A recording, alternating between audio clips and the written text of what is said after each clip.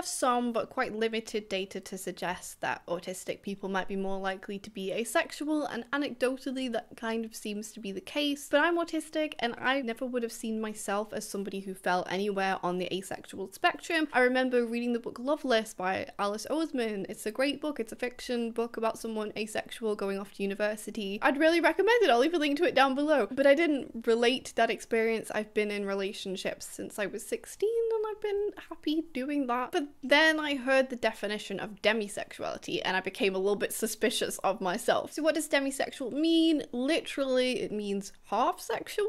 It's like a demi-plie. So you're kind of halfway between asexual, feeling little or no sexual attraction, and being non-asexual, being happy to sex, I suppose. I don't know how to define that. Allosexual. Obviously, there's a lot of grey areas. There's actually grey sexuality in between, you know, and you're not directly in the middle. Basically, what demisexual means is that in order to feel sexual attraction to somebody, you need to build up an emotional bond with them. I want to define 3 words quickly because they really help me to kind of understand all of this. So first of all, your sexual attraction is your desire to have sex with a particular person. You look at them and you think, yes, I would want to have sex with you specifically. Your sexual desire is just, you know, your desire to have sex with another person, and then your libido is separate from that. Your, you know, kind of sex drive, your biological urge to just want some sort of release. That is also a separate thing. You don't necessarily have to have sex with another person in order to have that release. So being demisexual doesn't necessarily say anything about your libido. Basically, if you're demisexual, you only feel the urge to have sex with a particular person regardless of your libido if you feel emotionally connected,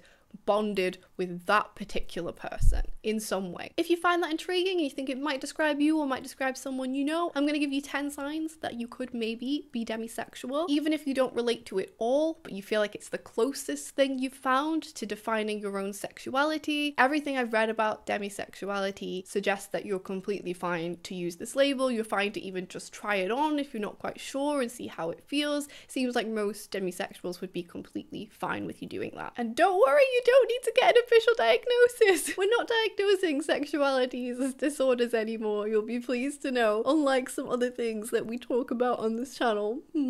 Kind of a bit of food for thought there, but anyway. So number 1, you might not be a huge fan of one-night stands, and this feeling is separate from any sort of feelings you have about the morality of one-night stands. Like, you may be morally against having one-night stands, you may have religious beliefs that mean you're morally against them. That's kind of like a separate thing. I personally, the idea of me I've never had a one-night stand, I don't think that makes me a better person in any sort of way, but the idea of it, I think, to me, feels quite repulsive. I don't think I would be super keen on that. I had some friends, you know, when I was in college, kind of make fun of me for the fact that I found that it's so unappealing and couldn't understand it. I think it's great if other people want to do it and they find it fun and they have a good time. I feel like I'm quite a sex positive person in general, like, cool, go for it, that's great. But for me personally, I can't really put myself in that scenario and see it really making sense. I can't imagine ever being in like a club or something and looking at someone and being like, yes, you. Unless, I don't know, there was some exceptional thing where we'd had some really, really deep emotional conversation or something beforehand. I don't know.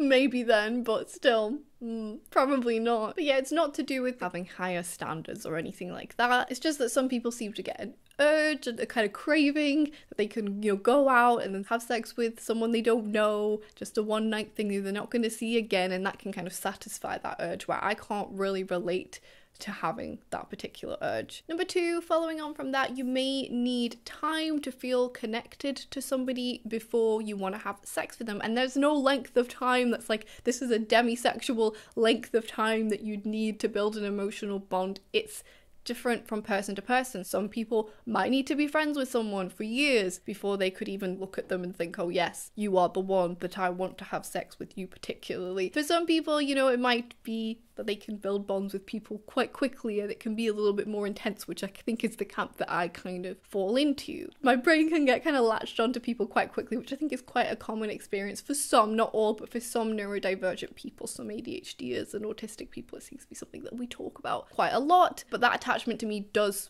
always tend to be about an emotional bond, because I feel emotionally connected to that person in some way. And I imagine most people do feel like their kind of relationship grows stronger and maybe they do feel more attracted to their partner, you know, the more their emotional bond grows. The difference if you're demisexual is that you don't feel sexual attraction if that emotional bond isn't there, and that emotional bond must be there in order to feel that initial sexual attraction to somebody. Number 3 is probably like the most relatable one for me. I've heard so many demisexuals say that they feel like they have no type in terms of physical appearance, and I've said this basically my whole life. Me personally, I can't comprehend people having a type, people being like, I like that particular eye colour. Why? What's important about that? Hair colour?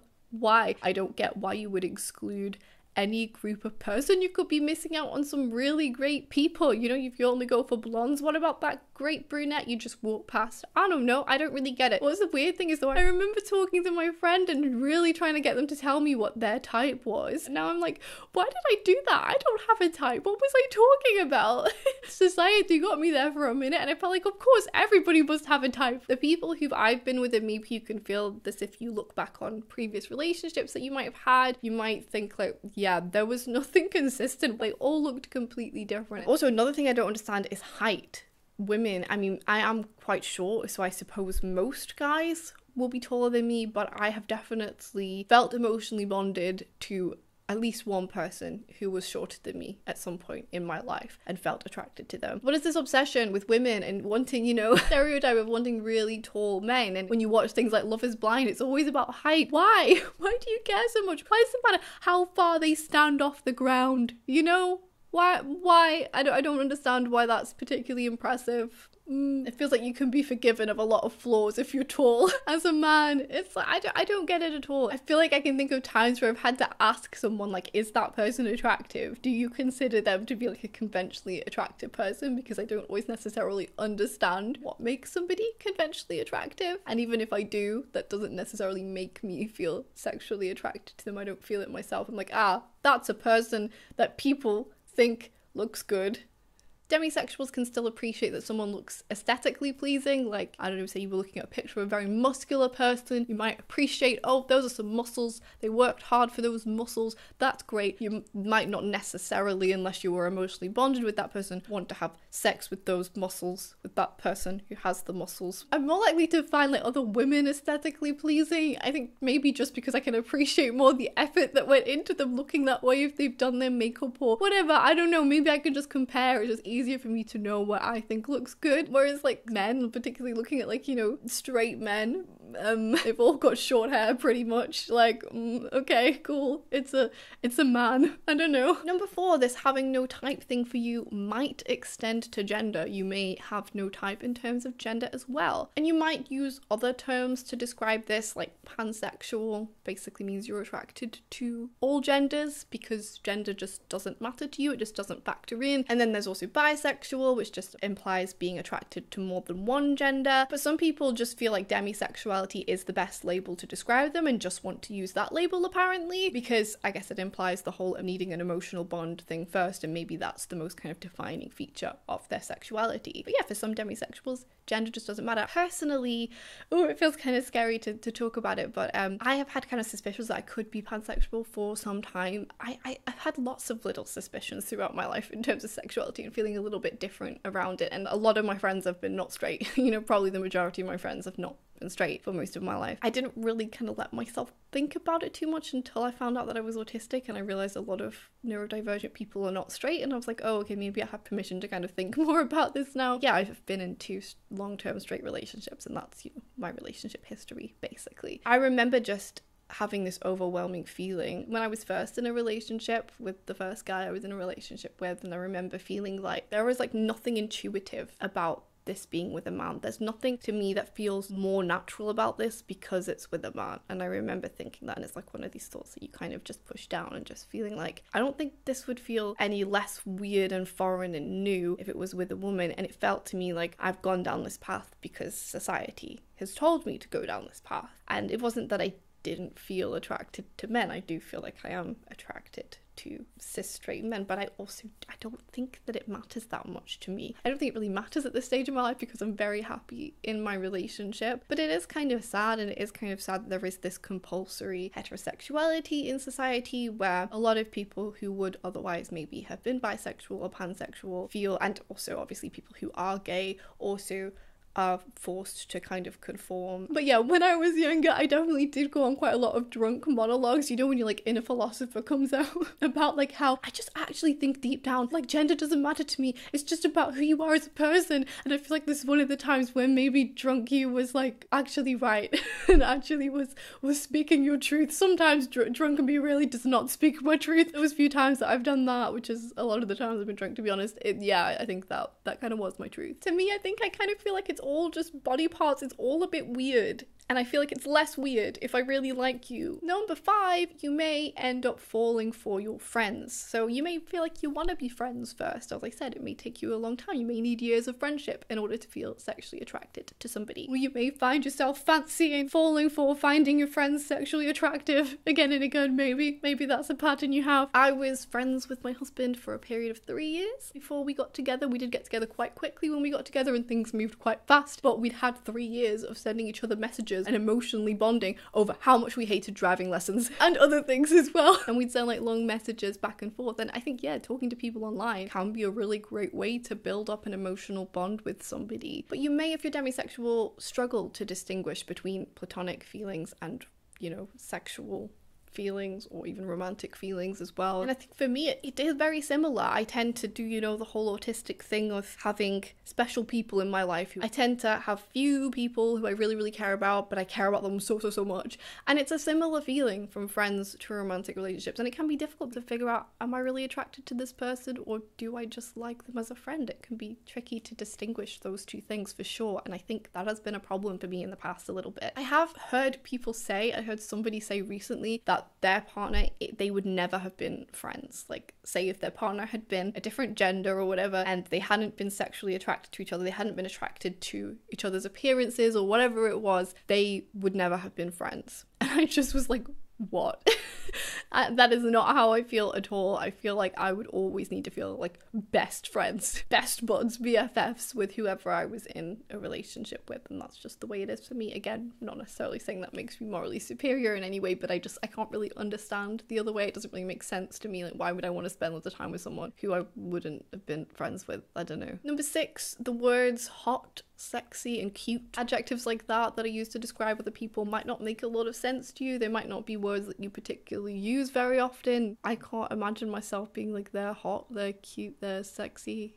I feel like I could use it ironically. Obviously these words are kind of subjective, but apparently a lot of people are able to just people watch and be like, oh yeah, they're sexy. I feel like I would want to have sex with that random person on the street who I've never spoken to. I just don't think that would be the case for me. I've seen some demisexuals describe it as like, you know, even if you have that libido, you have that sex drive, it's kind of like being hungry and opening a fridge and then like seeing nothing that you'd actually want to eat unless you have an emotional bond with that food and then you want to eat it. If you told me to point out who I thought was attractive if I was just people watching, I guess I'd probably point out aesthetic things, like choices they'd made, like clothing they were wearing that I thought was interesting and cool. Maybe I would try and pick up on little body language clues that suggested they might be somebody I would maybe relate to or get on with in some sort of way. I tend to find it easier to emotionally bond with introverts, and I can't imagine myself, that's the one group of people that I can't imagine myself being with, would be like an extroverted person. I don't really see how that would work, but yeah, never say never, but yeah, no. I feel like we'd probably be too different to be able to connect deeply enough. Number 7, you might not find yourself sexually attracted to celebrities, which is apparently a thing that other people can do. Look at celebrities and be like, I would want to smash them. I don't think I've ever really felt that way personally. Did you feel left out at school when everyone was talking about which posters they were kissing on their bedroom wall? I kind of did. When I was at school, Twilight was a huge thing, and I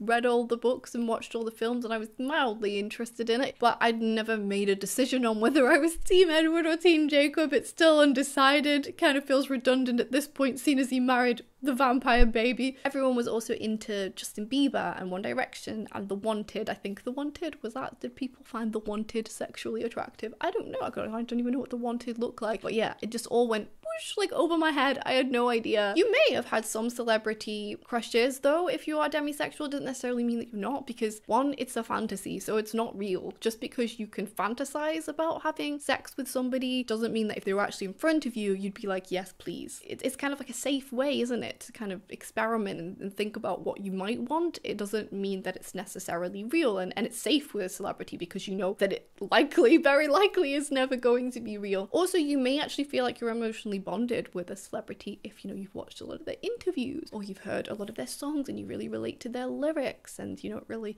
gets you in the feels, or you've had a very similar life experience to them in some way. Maybe you would feel sexually attracted to celebrities. I can remember really short-lived things, and it was usually based on me really liking the characters an actor was playing in something maybe, or like a song had really moved me or something, and it did tend to be kind of unconventional people who weren't really seen as like super sexually attractive. Number 8, if you have a partner or you have in the past, you may notice that how sexually attracted to them you are fluctuates depending on, you know, how well you're getting on, how emotionally bonded and connected you're feeling. So you've had like a really deep chat, you may feel more kind of turned on by that person, and if you're arguing, you may feel completely turned off, like it's all gone. Whereas a lot of people can have kind of like angry sex, or they have like makeup sex. I mean, maybe if you had a nice long chat and, you know, it felt emotionally, you know, healed again, maybe then you could, but I don't know, like it seems like for some people they can still want to have sex with someone even if they don't feel like they're in a good emotional place with that person, which I don't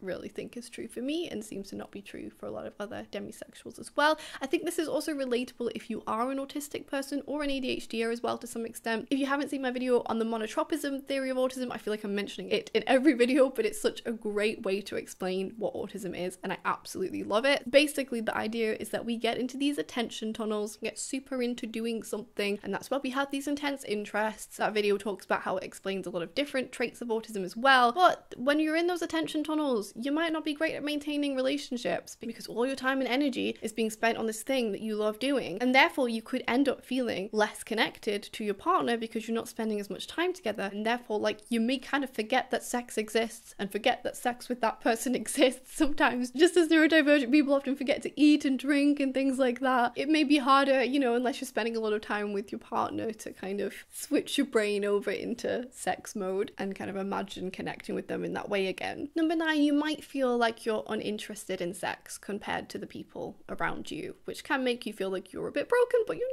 not. So it really seems to vary how demisexuals feel about sex. Some demisexuals are completely kind of sex repulsed unless it's with somebody who they feel very emotionally bonded to. So the idea of sex might make them feel nauseous, or it might make them feel anxious. They may have panic attacks during sex and that kind of thing. Or some people will be indifferent. Anecdotally, it seems like quite a lot of autistic people are kind of indifferent. You know, the way, again, we're indifferent to food, we're indifferent to our hunger, sometimes we're able to ignore it. Some autistic people, it's like, take it or leave it, I'm not really that bothered. And then some people feel fine about sex, they're not repulsed by it, they enjoy it, they're happy to do it, but it just has to be that emotional bond first. All of these people could still fall under the umbrella of demisexual as long as, you know, they need to have that emotional bond first in order to feel like they want to have sex with a specific person. And number 10, I think this one will be relatable to neurodivergent people as well. You might not be able to understand flirting at all. Like, what is flirting? How to do it? Why do people do it? It might seem kind of silly to you because you prefer deeper connections. You might prefer long, deep conversations, and that might make you feel more bonded than, you know, kind of just a silly back and forth and kind of playing games with each other. You might prefer to be more direct as well. That's definitely seems to be an autistic thing. And this is something that my partner's always really appreciated about our relationship, is that he always knew from the beginning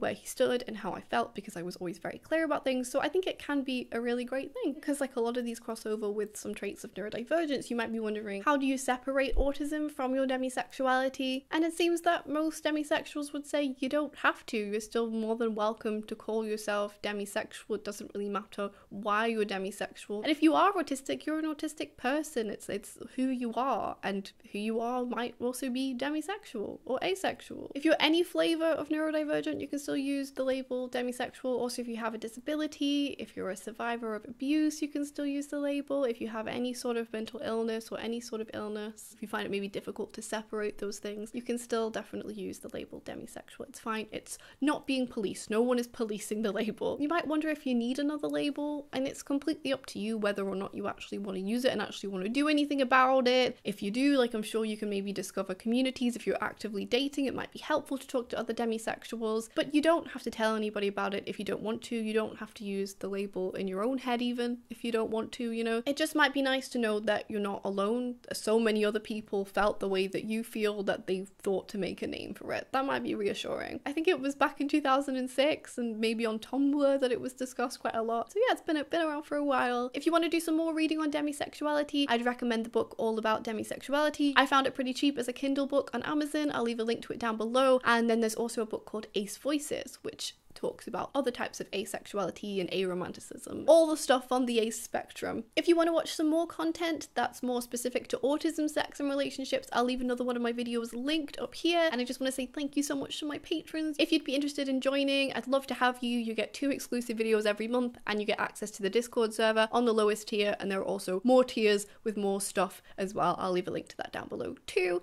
Thank you so much for watching. Bye.